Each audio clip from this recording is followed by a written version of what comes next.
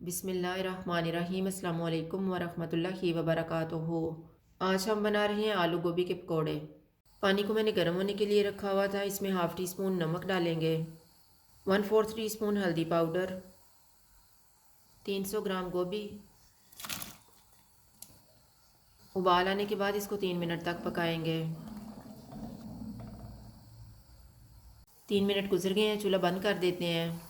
पानी को निकाल के गोभी को ठंडा होने के लिए रख देंगे। गोभी ठंडी हो गई है, इसको बाउल में डालेंगे। 400 ग्राम आलू, 1 प्याज, 2 सब्ज़ मिर्चें, सब्ज़ धनिया,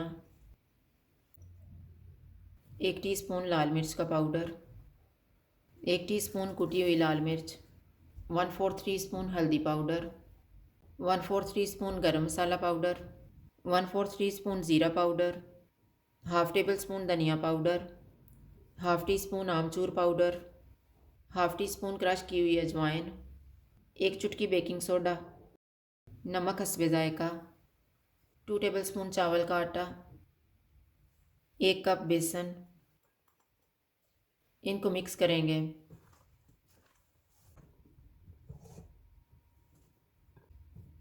3-4 चमचे पानी की डालेंगे और मिक्सचर तैयार कर लेंगे।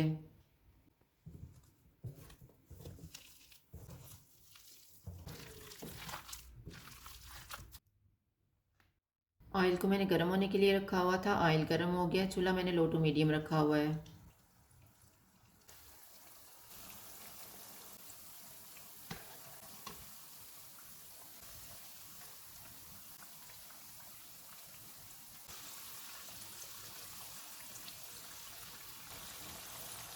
पकोड़े फ्राई हो गए हैं, इनको निकाल लेते हैं।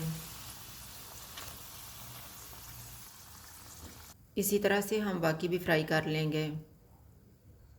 आलू गोभी के पकोड़े तैयार हैं। अगर आपको हमारी वीडियो अच्छी लगे तो लाइक करें और हमारे चैनल को सब्सक्राइब करें। शुक्रिया। अल्लाह हाफ़िज़।